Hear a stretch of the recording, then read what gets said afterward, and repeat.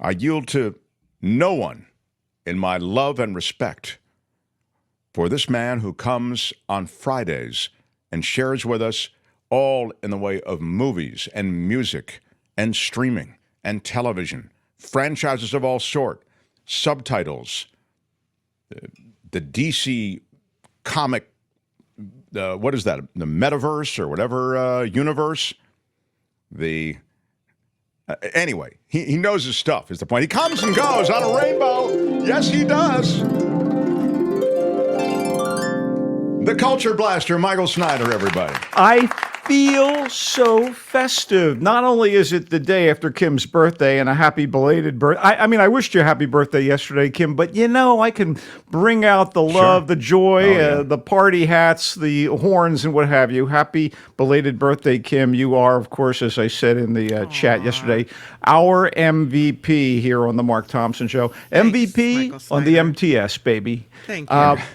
But I also want to wish everybody a happy National Donut Day. I personally like to keep my cream crispy. I don't know about the rest of you. Huh?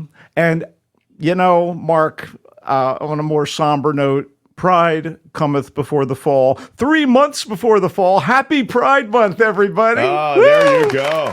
As a San Franciscan and an Angelino both, although primarily a San Franciscan, obviously my love goes out to the gay community, and I'm looking forward to all the events that are going to be unfurling throughout June. And get out there and support equality, decency, color blindness, etc. It is Happy Pride Month. Right on, Michael. Very well said. Albert, how is Michael's level? He's a little hot, so just That's turn it what down. I thought. Hang on a second. That's because there's this massive heat wave crossing the west. Come on, what do you expect? A little overheated. Yes, I am. Is that better now or That's not? a lot better. Maybe just a little more, and then we're good. Okay. Excuse me. Unbelievable. It's like dealing with a DIY situation, which, in fact, the Mark Thompson Show is in large part a DIY situation. Very DIY-ish. And in this way, I must ask you just to... is that better, Albert? We don't know until I talk. Some people say DIY. Yes. Okay. I say DIY not. Anyway, let's talk some movies. He's Michael Snyder, everybody, and he is here with movies and all the magic of entertainment. Please go ahead. Sir. Mark, you're a broadcaster. You're a media savvy guy. General Electric used to have another memorable commercial motto before they adopted "We bring good things to life." Although I never understood why a company known for GE bulbs didn't use "We bring good things to light," but that's a quibble. Yeah. From the 1950s to the 1970s, GE's slogan was "Progress is our most important product." And you could easily flip that for modern movie studios, where the corporate philosophy seems to be "Product is our most important progress." I mean, honestly, that explains the franchise fever that overruns their release slates and assures pricey and formulaic sequels like Bad Boys Ride or Die. Oh, yeah, Bad Boys, Bad Boys. This is the fourth of the Bad Boys action comedies to star Will Smack'em Smith and Martin Big Mama Lawrence as bantering, bickering partners on the Miami police force who will break any rule on the books if it brings down the criminals. You know the deal. Smith's Mike is suave and efficient. Lawrence's Marcus is a clownish hothead. Both are trigger happy.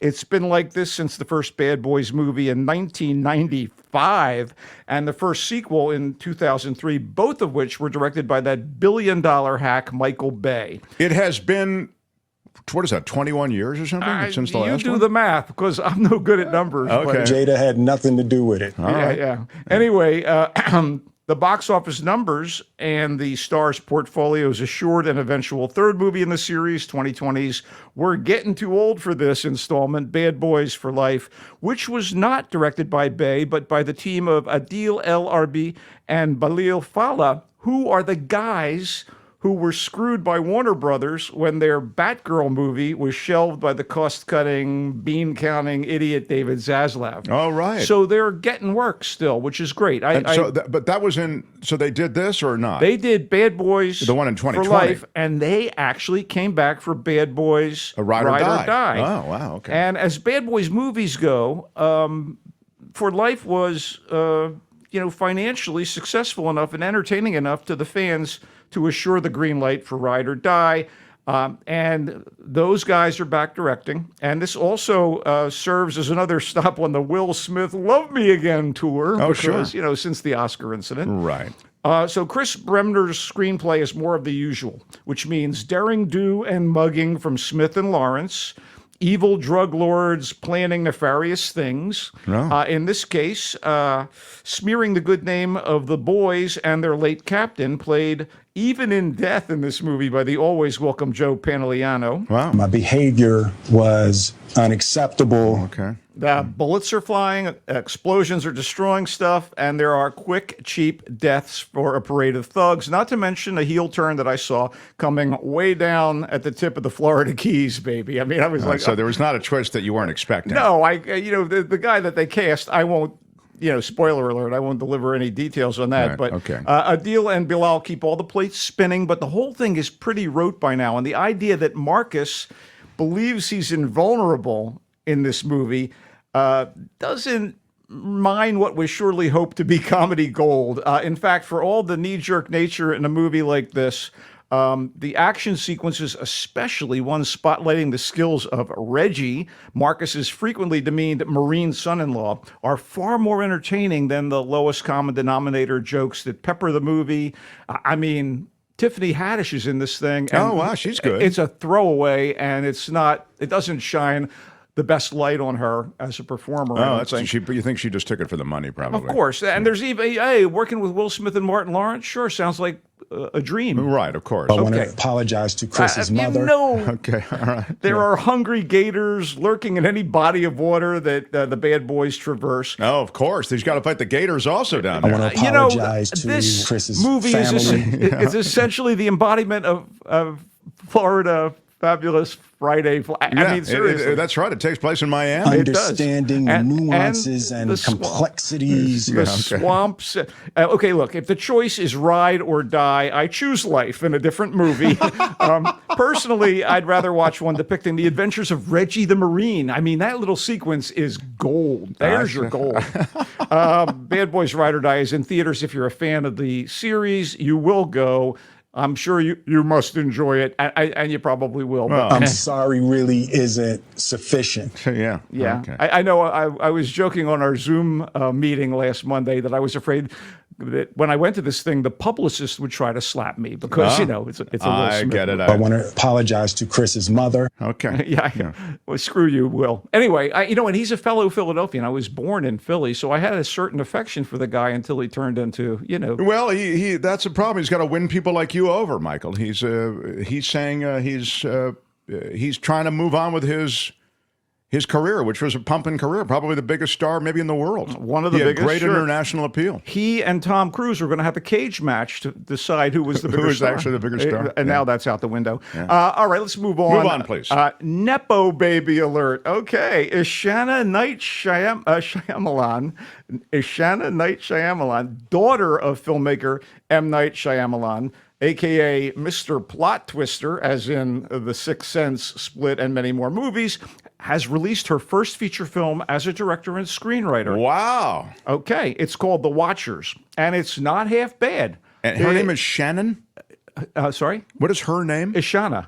Ashana. Okay. Ishana Night Shyamalan. Okay. This is not half bad. And it's half good, which means there's some problems, but okay. Go ahead. So this adaptation of a horror mystery novel is properly atmospheric and features committed performances led by Dakota Fanning, who really is starting to show up in various projects again after a lot of time away from the screen. I mean, her younger sister, Elle Fanning, has been a lot more prominent over the past few years with such choice roles as, Russian Empress Catherine in the terrific period comedy series The Great, which I recommend.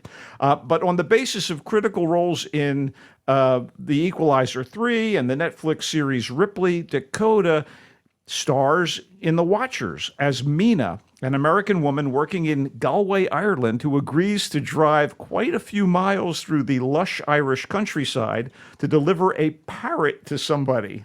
Really? Wow. That's her mission here. But when Mina reaches a particularly desolate forest, her car and various electronic devices give out, forcing her to seek help. And once in the forest, she's lost until an elderly woman finds her at sunset and brings her, ostensibly for her own safety, to a shelter housing 2 other people, and none of whom have been able to leave the forest since they entered it. Wow. Jada had nothing to do with it. Yeah, it turns out that this misbegotten quartet has to deal with a frightening horde of creatures, strange captors that keep the foursome trapped and observe them every night. Oh, my God. Yeah. The freaks come out at night, just like that hip-hop number by Houdini. I know, I'm getting a little old school here. The memorable horror movie, that we want is not really quite here. There are references to Irish folklore. They're kind of cool, and there are definitely elements of something better here, but the script is ultimately sort of shaky on mythology and mechanics. For every revelation that pays off, another one earns a WTF, It is a fabulous movie poster. Oh, yeah. It says Alan. That's exactly right. It's true. The patented Shyamalan twist at the end is neither here nor there.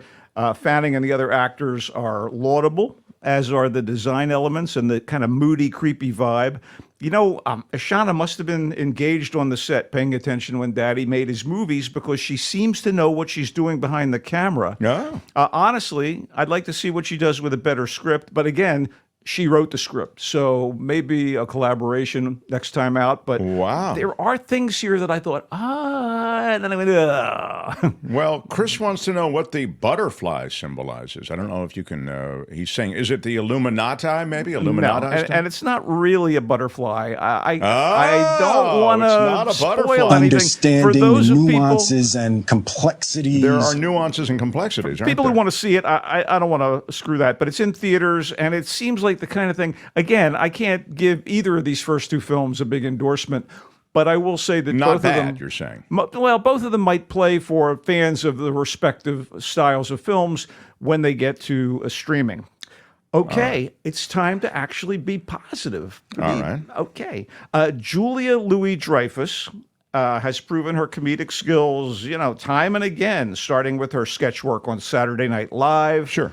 Blossoming with her contributions to one of TV's funniest ensembles on Seinfeld, and seriously peaking with her lead role on the consistently brilliant sitcom Veep, which you may remember delivered outrageous but incisive political satire that seems to have shockingly become our reality since the final episode aired. When you look at Veep now, you're going, I thought this was a joke. No, it's not a joke. I mean, think of the guy, how about Ronnie Jackson? Think about that guy for a second. Ronnie Jackson, he's a quack, son. I don't understand how that guy has any power whatsoever. Wow. Anyway. My behavior was unacceptable. Yeah. To say the least. With the dark and poignant fantasy Tuesday, that's the title. Could we go back to Bad Boys? Because apparently we have tons of drops that are related to... No.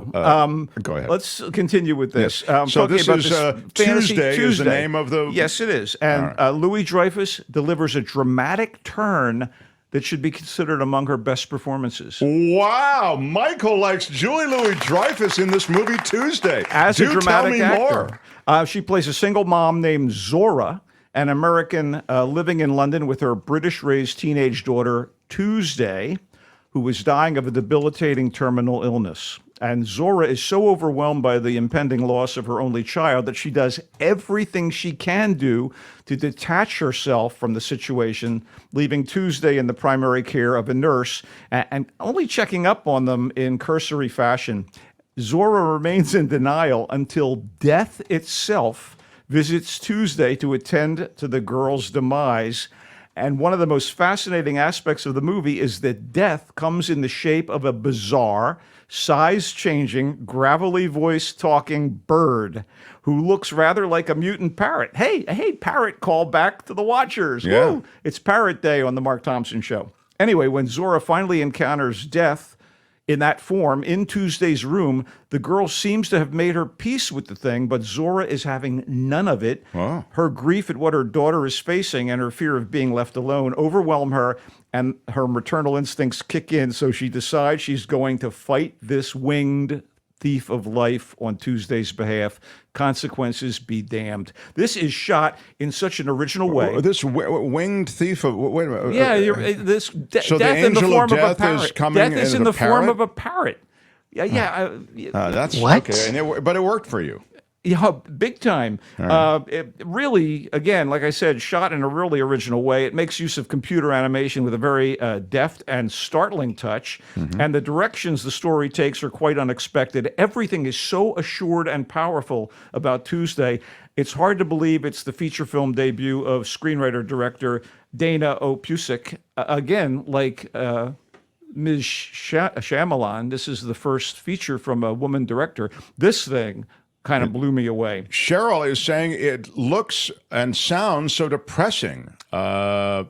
Is it? It's done with great beauty and sensitivity. Yes, Cheryl. You will get through it. The fairy tale elements of the story notwithstanding, Louis Dreyfus as Zora, Lola Pettigrew is her name as Tuesday, and Leah Harvey as Nurse Billy keep it so real that the whole experience is as raw, tender, and emotionally draining as a well-made, grounded drama on the subject of death in the family. Wow. And again, Louis Dreyfus will open some eyes with her performance. This definitely ain't Elaine Bennis on screen here. Wow. There's no Michael really liked there's no this. crazy Elaine dance.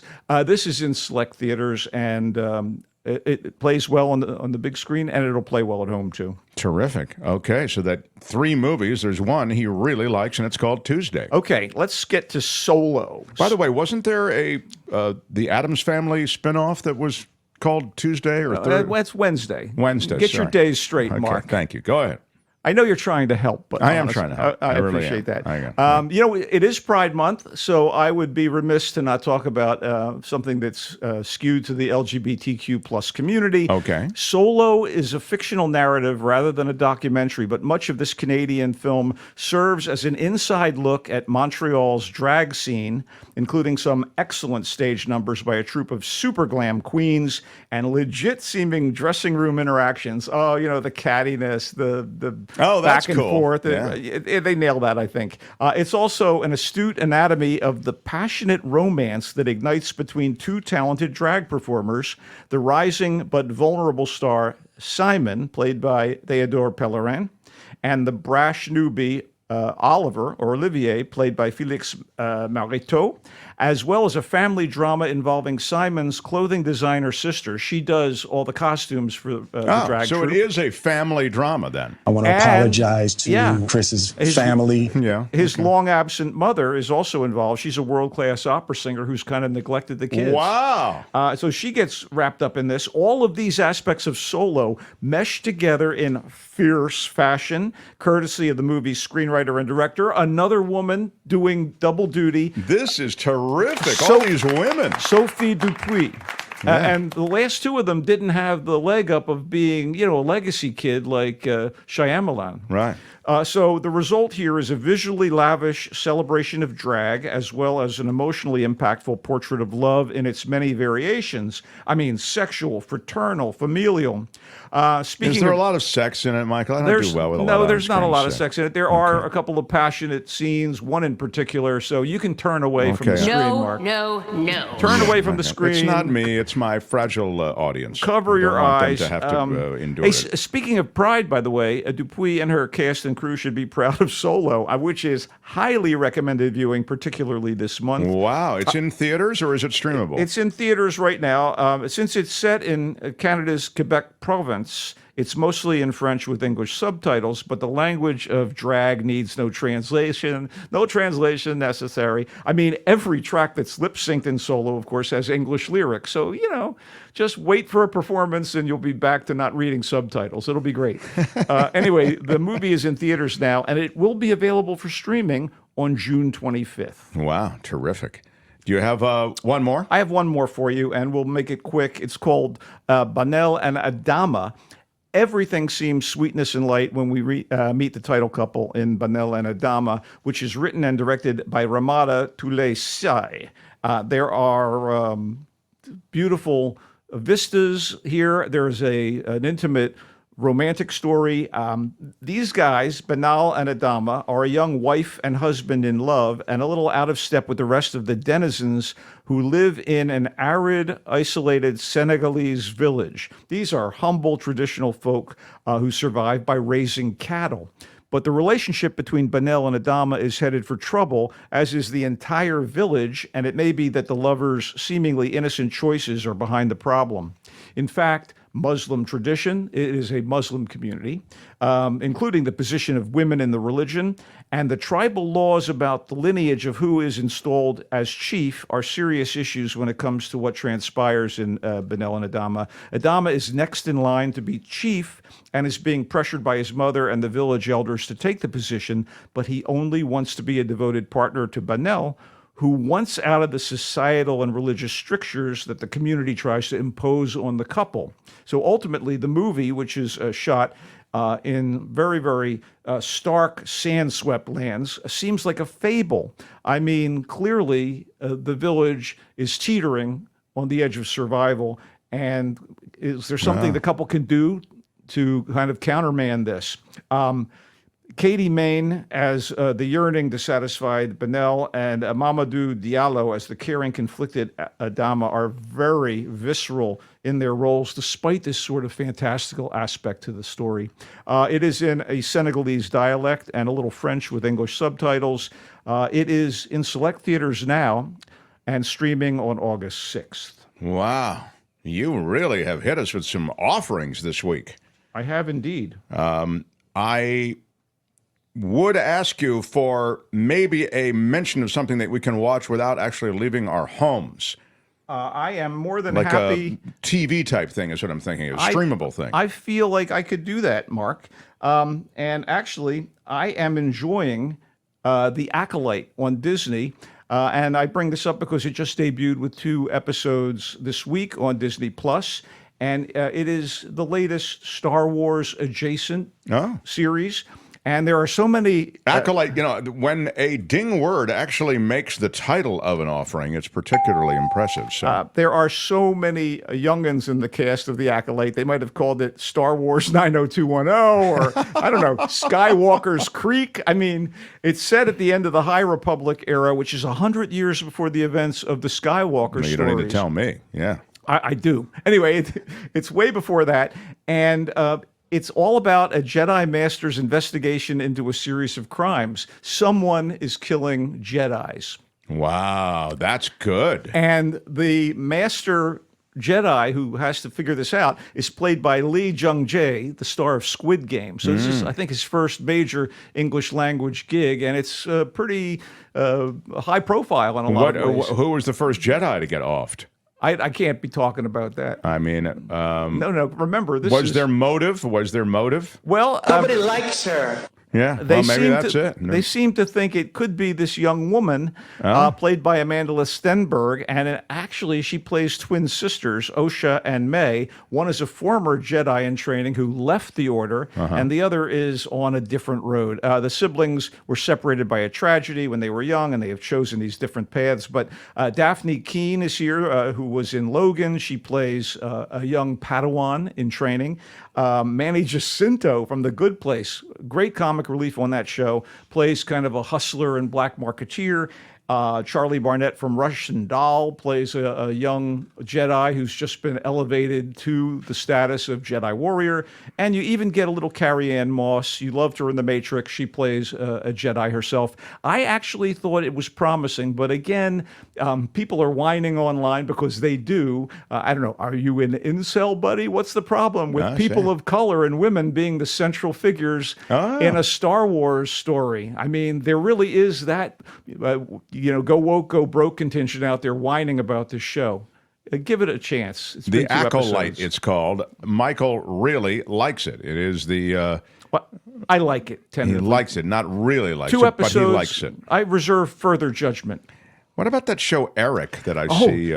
Dude, I see that everywhere. Every time I turn the TV, Eric, it says. It's Benedict Cumberbatch's period Oh, there it is. Eric. mix of crime, family drama, and psychological fantasy. It's set in the 1980s, and in it, he plays a native New Yorker, a puppeteer who created a popular kids' TV show, and who has emotional issues and a drinking problem, and eroding ratings are imperiling his livelihood, and his relationship with his wife is shaky, to say the least. And as they engage in one of their shouting matches, their precocious, introverted son, 9 years old, goes missing as he heads out for school. And so there's a police detective on the case, and he's trying to find the boy. He has problems of his own, which I won't reveal here, other than to say a couple of big ones are certainly of their time. How many episodes are there? Do you know? I believe there are 8 episodes. Wow. And Cumberbatch is great, and Gabby Hoffman plays his wife. And Jeez.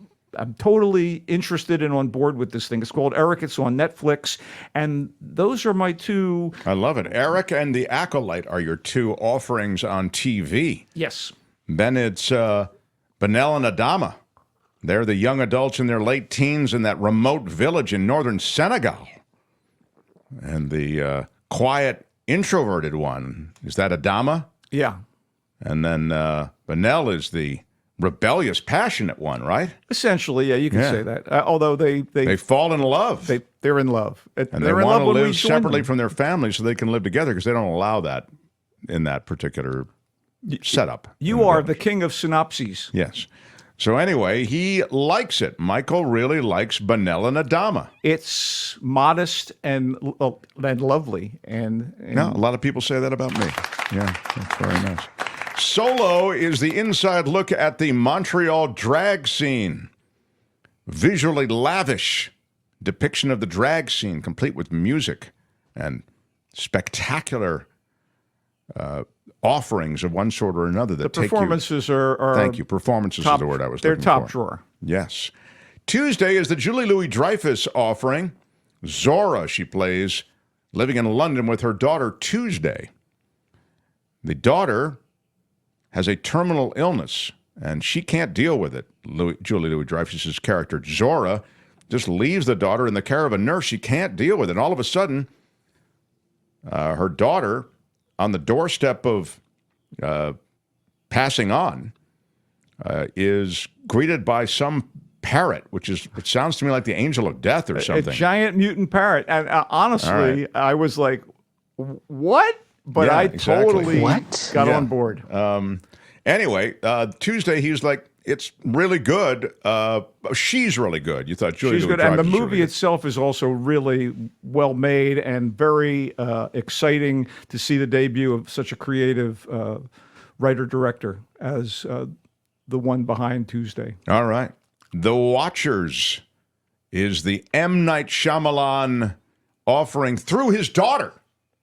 He has nothing to do with this aside from the fact that he spawned the director. Oh, he's a producer on the movie. Yeah, he's got to show the way to the daughter, but she's helmed this project. It's not half bad, to use Michael Snyder's words. Dakota Fanning stars. She agrees to deliver a parrot to somebody. It looks like it could be a big old overgrown parakeet. I'm not really sure about the genus and species. I don't really. I want to watch it just so I see that premise unfold. He says it's okay. I mean, it's got some issues, but he sort of is okay with it. It's not half bad. It's half good. Right. Bad Boys, Ride or Die. This is the Will Smith comeback offering. Haven't really seen him in a high-profile film since he slapped the crap out of Chris Rock. My behavior was unacceptable. unacceptable. Yeah. And here he is in Bad Boys Ride or Die with Martin Lawrence. And I got to hand it to him. Apparently, he brings the Will Smith with him on this I one. want to apologize to Chris's mother. Yeah. Hey, what you going to do? What you going to do when you slap your boo? That's all I'm going to say. I want to apologize to Chris's family. In this case, Chris is not in the movie. It is Martin Lawrence and Will Smith. And Michael says, nah, that's okay. If you like this franchise, you will like Bad Boys Ride or Die. Pure product, buddy. Yeah. Michael, you've done it once again. We love having you visit, and you've done it once again. You can find Michael Snyder in his new perch as a writer at The Voice of San Francisco. Albert, if you'd be so kind as to put the website up there, thevoicesf.org, thevoicesf.org. And current column is about the wonderful Richard Linklater film Hitman, which we reviewed for its theatrical opening a week or two ago, and it's dropping on Netflix today. And of all the movies I've discussed today, this is the one I am most comfortable saying, watch it, people. It's thoroughly entertaining. Oh, Hitman, right. and you can read about it at thevoicesf.org. I am excited to read about it.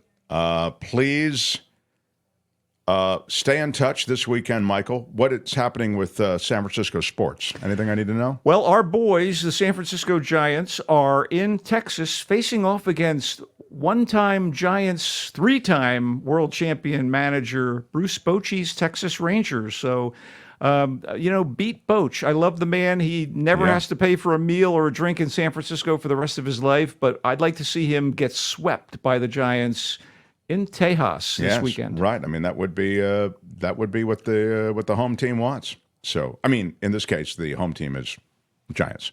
But they're not the home team, actually, as it turns out. No, they're not going to be at home. They're going to be Texas. In Arlington. Yeah, and let's not forget about the Texas Rangers. Giants beat them in a World Series in the 2010s, number one. Number two, George W. Bush, an owner. Yeah. Maybe Okay, well, let's not let your politics inform the I won't. segment.